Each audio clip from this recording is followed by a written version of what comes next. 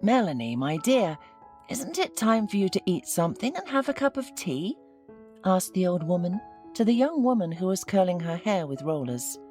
Cosmetics were scattered on the nearby table. I don't have time. I'll feed you later. And I didn't cook anything. If you like, there are some cheese sandwiches over there, replied Melanie. They're stale. I don't want them.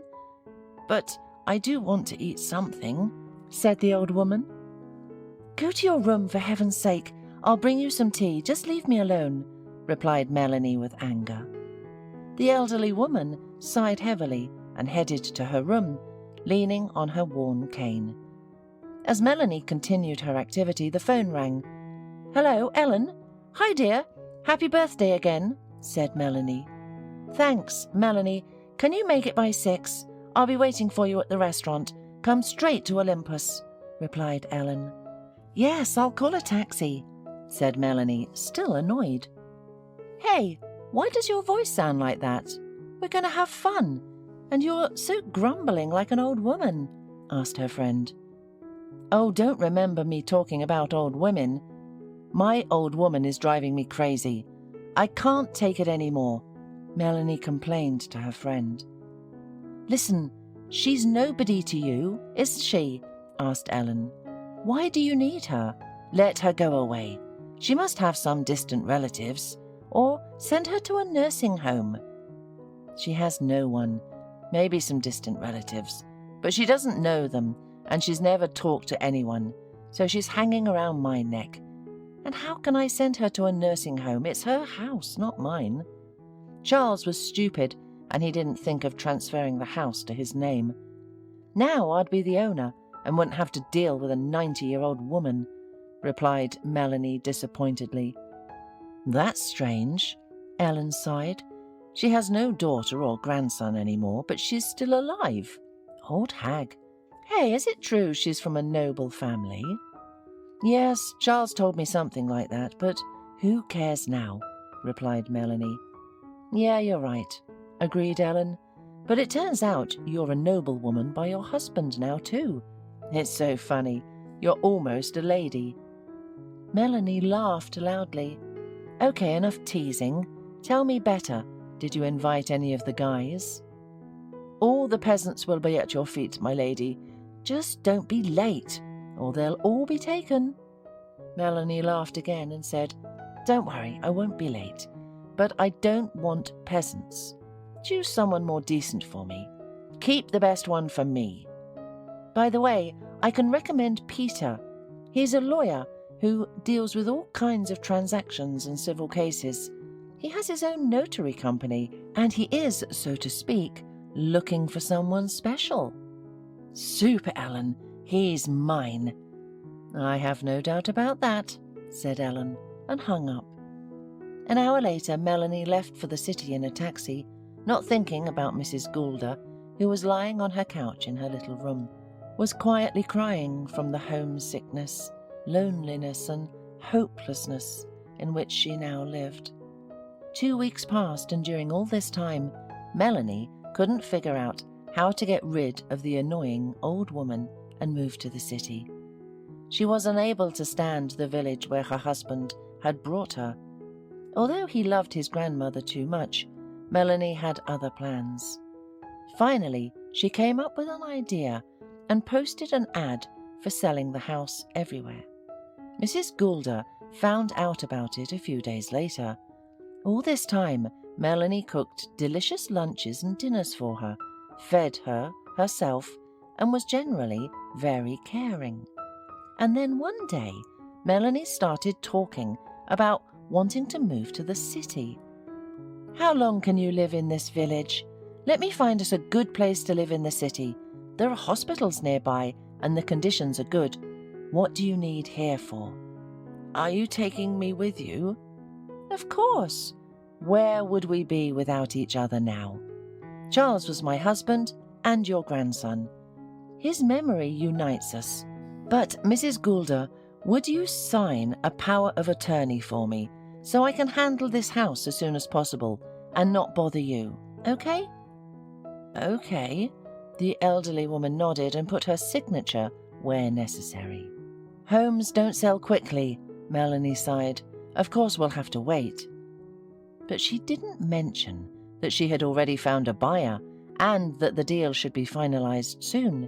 However, the buyer was surprised to hear Melanie's answer when she asked why the house was sold so cheaply. It's simple. Mrs. Goulder is my late husband's grandmother and the only one left from his family. It seems like God has forgotten about her. I want to live in the city and build my personal life. I don't want to drag an old woman with me. And it's good for you too. She hardly ever leaves her room. So if you'll give her some soup, you won't lose the deal. And when she dies, the whole house will be yours. I'm not trying to convince you. You're not the first one to call me, which means I'll sell it for sure. No, I don't mind. I don't mind the old lady living here. It's just kind of unusual. By the way, does she know the terms of the sale? Of course she does. What's your name? Rebecca. All right, Rebecca, let's not get emotional and talk too much. Yes or no? Yes. All right, tomorrow I'll come. We'll sign everything and you can move in. Okay, it's a deal. Early the next morning, Melanie left for the city, telling Mrs. Goulder that she was going on business. And when will you be back? Asked the elderly woman. I don't know. Melanie shrugged her shoulders and left, closing the door tightly behind her. Mrs. Goulder, who had been dozing, was awakened by children's voices well past noon. She opened her eyes and saw a boy about 5 years old before her. Are you our grandmother now? He asked. My name is Alex, and this is my brother Nolan, and our sister Lisa is with our mum. She's little. Not understanding anything, the elderly woman sat up and rubbed her eyes. How can I be your grandmother? Who are you? And how did you get here?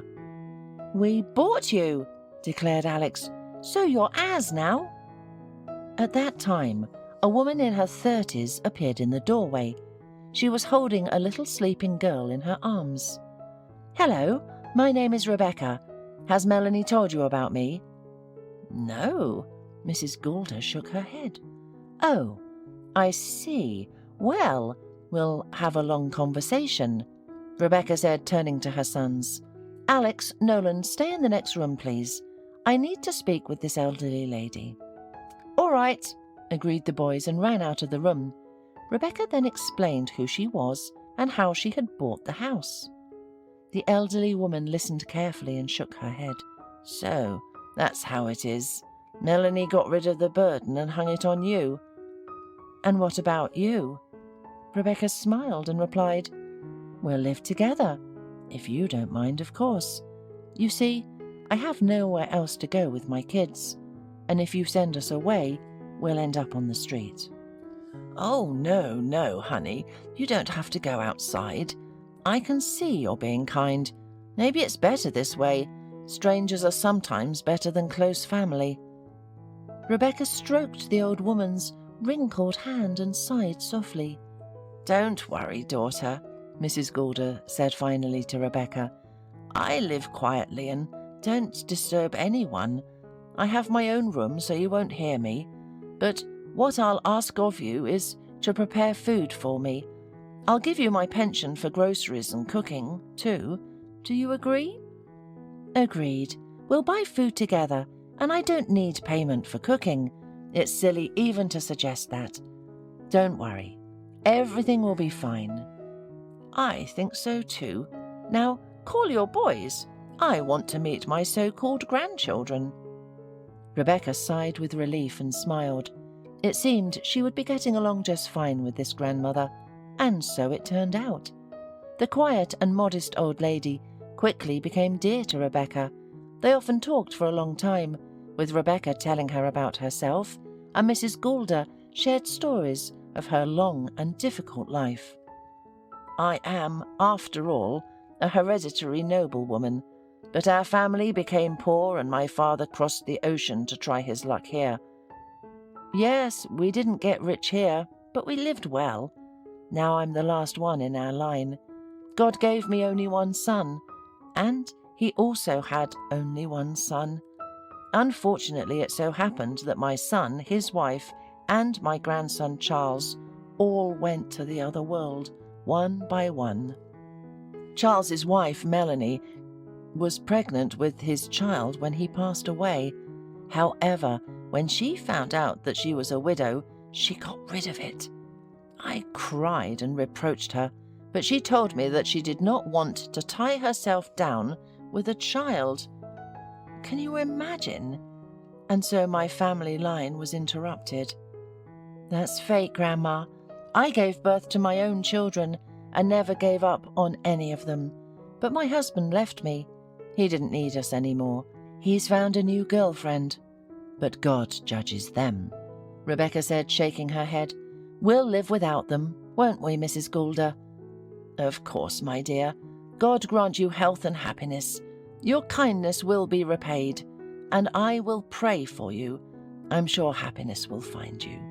Once, Rebecca's eldest son came home with a little girl who was crying, while clutching a torn frill of her dress and a little puppy.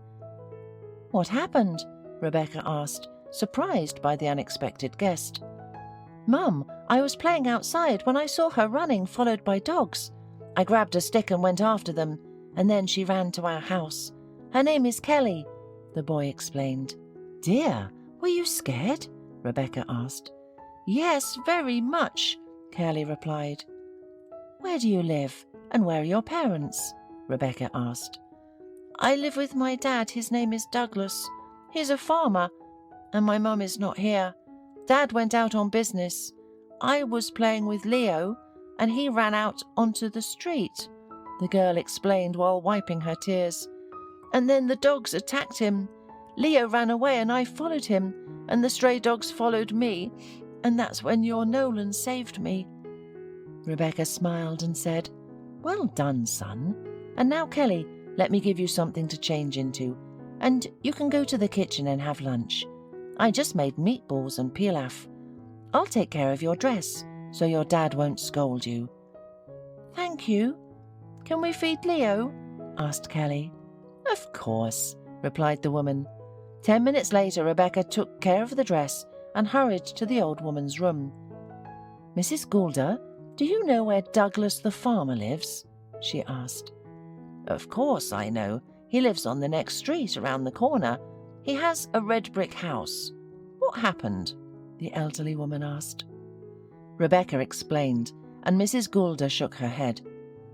What a disaster for him and this restless wife.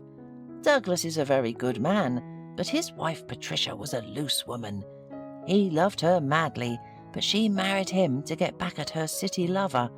He abused her and left her, but Douglas picked her up. He put up with all her whims, and when she got pregnant and gave birth to his daughter, he was over the moon with happiness. But not for long. Patricia ran away with her ex-boyfriend to the city, leaving her husband and daughter behind. She left a note, and that was it. No shame, no conscience. What a nightmare. Rebecca was horrified, and then she asked, How do you know all this? My dear, we live in a village, and everyone knows everything about each other here. And my grandson's wife, Melanie, was the first gossip. She knew everything. That's how I heard, Mrs. Goulder replied.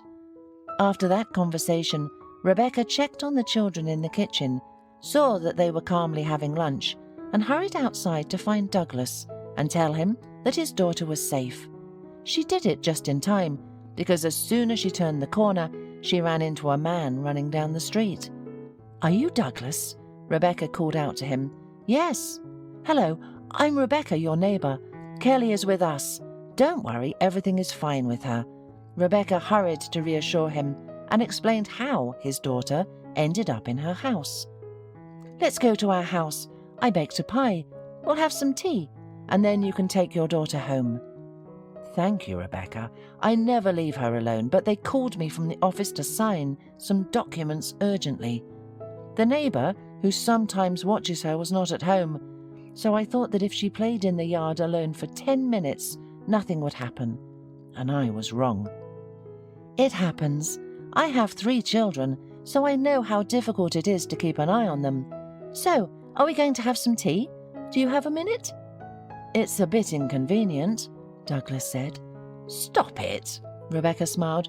"By the way, my boys seem to have made friends with your daughter, so if you ever need anything, you can bring her to us. I'm a teacher by profession, used to dealing with children, and with my 3, one more or less won't make a difference." Douglas laughed. "Well, if that's the case." After becoming friends, Rebecca and Douglas spent a lot of time together and eventually decided to get married. Their strong and friendly family led a happy life that was the envy of the village. Several years passed. Mrs. Goulder became bedridden and Rebecca became her primary caregiver. Rebecca cared for her as if she were her own grandmother, but she could give her nothing but care. "Douglas, I'm so worried about Mrs. Goulder," Rebecca said to her husband one day. "We've spent so many years together. She's a wonderful old lady, and I cannot imagine how we will live without her." But what could Douglas say to that? He only hugged his wife and held her tightly against him. One day, Mrs. Goulder called Rebecca over and weakly pointed to a chair.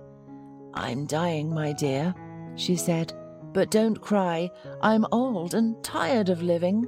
Thank you for brightening up my old age. I was afraid that Melanie would kill me or put me in a nursing home, and then God sent you." "Come on, Grandma." Rebecca tried to comfort Mrs. Goulder. "Don't interrupt me. Wait. Do you remember when I told you that I was a hereditary noblewoman? It's true, but I have a secret that no one knows about. I wanted to take it to my grave, but I feel grateful to you. You have young children, and Douglas's daughter is counting on you. You need money. In short, I inherited some jewelry from my grandmother. I rarely took anything from there, only when I was really in trouble, and for my son's funeral. There's a floorboard in the basement under the shelves. Lift the 3rd board and you'll see everything. I wish happiness to you, my dear." Rebecca pressed her hand to her mouth and shook her head. "Grandma, you could have sold it and been treated at the best hospitals." Mrs. Goulder laughed softly, then sighed. "What are you talking about, my daughter? How old am I? No matter what treatment you get, you have to die. My loved ones are waiting for me up there in heaven. I dream about them all night.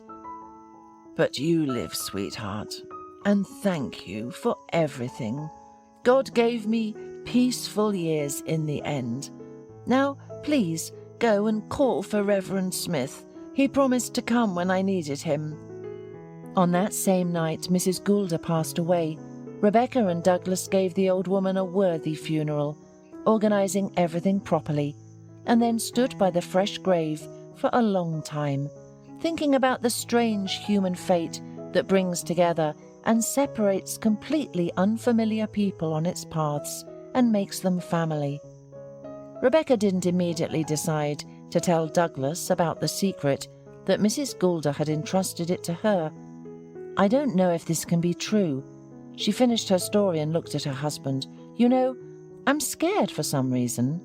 I would say it's unusual. I never thought I would be lucky enough to see a real treasure with my own eyes.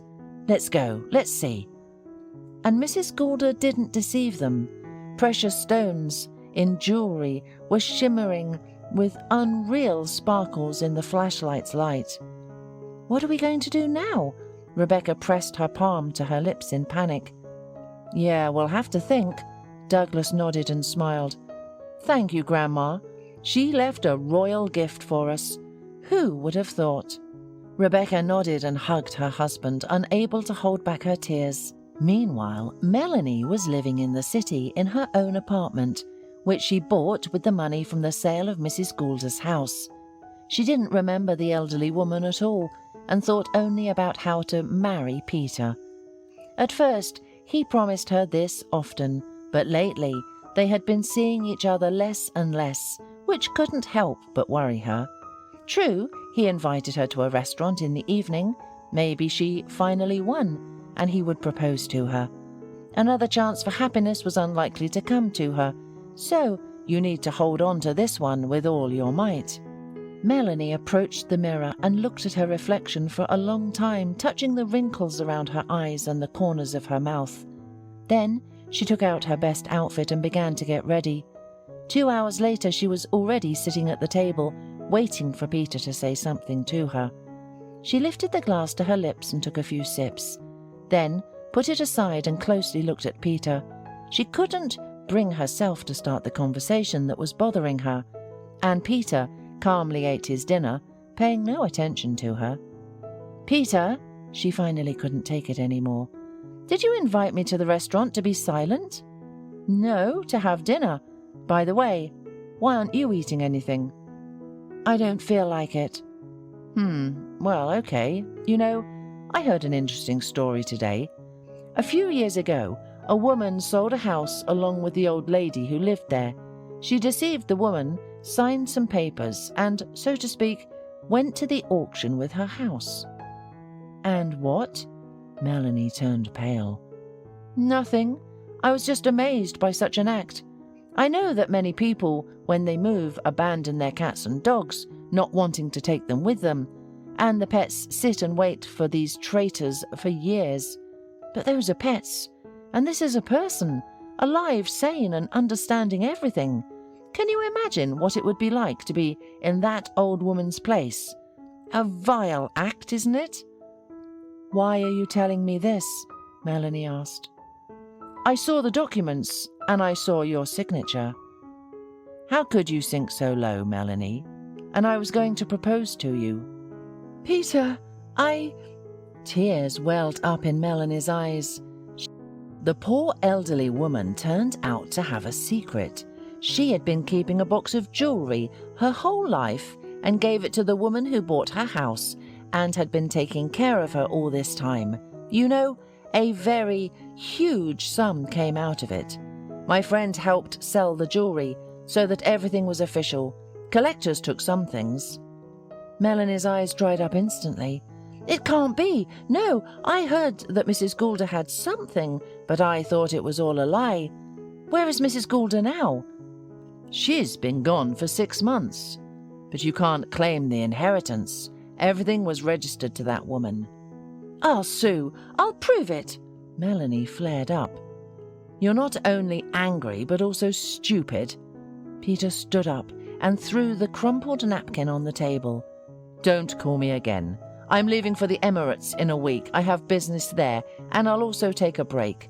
And this is your ticket." Melanie raised her head and smiled, but Peter slowly tore up the ticket and grinned. "Goodbye, dear." Clasping the scraps of paper in her fingers, Melanie looked at her hands for a long time and tried to calm her trembling.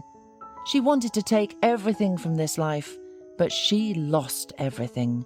She left the restaurant with slow steps and went down the dark alley where no one was waiting for her.